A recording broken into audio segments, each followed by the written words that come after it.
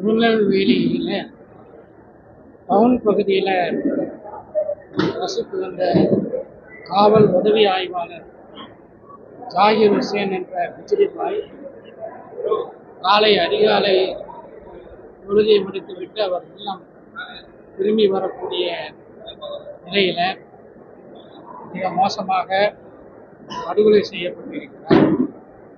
இந்த படுகொலையை வன்மையாக மனிதநேய மக்கள் கட்சி கண்டிக்கின்றது. ஒரு வக்ஃபு இடம் தொடர்பாக இரு தரப்பினருக்கும் இடையில ஒரு பிரச்சனை ஏற்பட்டதாகவும் அந்த பிரச்சனையின் காரணமாக ஜாகிர் ஹுசேன் தன்னுடைய உயிருக்கு ஆபத்து இருக்கின்றது என்று காவல்துறையில எழுத்துப்பூர்வமாக புகார் கொடுத்திருக்கிறார். ஆனால் அந்த புகாரை குறித்து அப்போது திருநெல்வேலி மாநகர காவல் உதவி ஆணையாளராக இருந்த செந்தில்குமாரும் ஆய்வாளர் கோபாலகிருஷ்ணனும் மிக மெத்தனமாக அலட்சியமாக நடந்திருக்கிறார்கள். அந்த மெத்தனத்தின் காரணமாக ஜாகிர் ஹுசேன் படுகொலை செய்யப்பட்டிருக்கிறார். அவருடைய குடும்பத்தினர்களுக்கு எங்களுடைய ஆழ்ந்த இரங்கலை தெரிவித்துக் கொள்கின்றோம். அதே நேரத்தில் மாண்புமிகு முதலமைச்சர் அவர்கள் ஜாகிர் ஹுசேன் குடும்பத்தினர்களுக்கு உரிய நிவாரணம் மட்டுமின்றி அவர் குடும்பத்தைச் சேர்ந்த ஒருவருக்கு அரசு பணியும் வழங்க வேண்டும் என்று கேட்டுக்கொள்கிறோம்.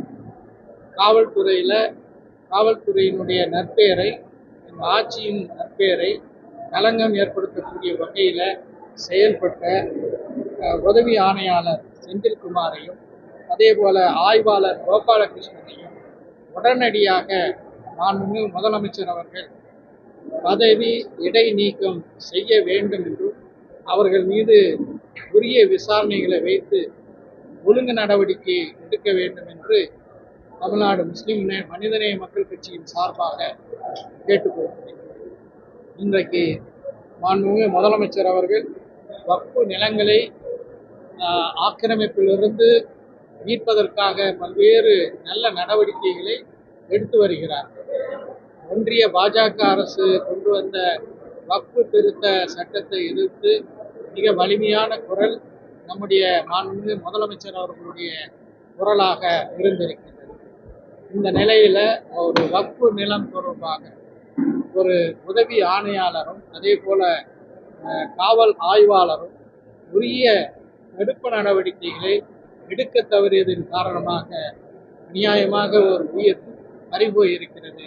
எனவே நாங்கள் கேட்டுக்கொண்டபடி உரிய நிவாரணமும் படுகொலை செய்யப்பட்ட ஜாகிர் ஹுசேன் குடும்பத்தில் ஒருவருக்கு அரசு வேலையும் அதே நேரத்தில் உதவி ஆணையாளர் செந்தில்குமார் மற்றும் ஆய்வாளர் கோபாலகிருஷ்ணன் இருவர் மீதும் உடனடியாக ஒழுங்கு நடவடிக்கை எடுத்து அவர்கள் தற்காலிக பதவி நீக்கம் செய்யப்பட்டு நேர்மையான காவல் அதிகாரிகளை கொண்டு இது தொடர்பான விசாரணை நடத்த வேண்டும் கேட்டு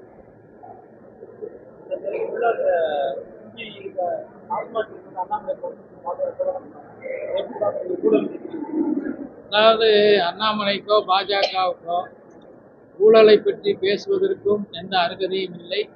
டாஸ்மாகை பற்றி பேசுவதற்கும் அவர்கள் அருகதை இல்லை. முதல்ல அவங்க ஆளக்கூடிய மாநிலங்களில் அங்கே இருக்கக்கூடிய மதுக்கடைகளை எல்லாம் கூட்டிட்டு இங்கே வந்து ஆர்ப்பாட்டம் பண்ணுறாங்க.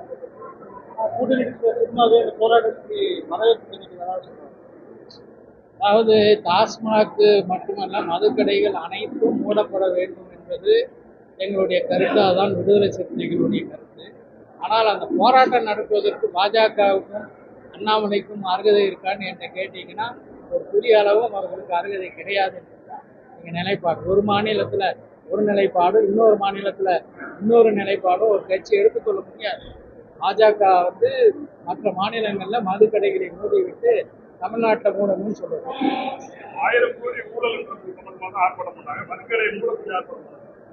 நீங்க மனிதநேய மக்கள் கட்சி எப்படி பாக்குறீங்க? 1000 கோடி ஊழல் சொல்லிட்டு இந்த சொல்லியிருக்காங்க. 1000 கோடி இல்லை, பல்லாயிரக்கணக்கான கோடி ஊழல்களை பாஜகவை சார்ந்தவர்கள் செய்திருக்கிறார்கள். அத்தனையும் மூடி மறைக்கின்றார்கள். ஏனென்றால் அவர்கள் வருஷம் அரசு இயந்திரம் இருக்கிறது. அதே போல ஊடகங்களில் ஒரு குறிப்பிட்ட பகுதியினரையும் தங்கள் வசம் வைத்து அவர்களுடைய ஊழல்களை எல்லாம் மறைத்திருக்கிறார்கள்.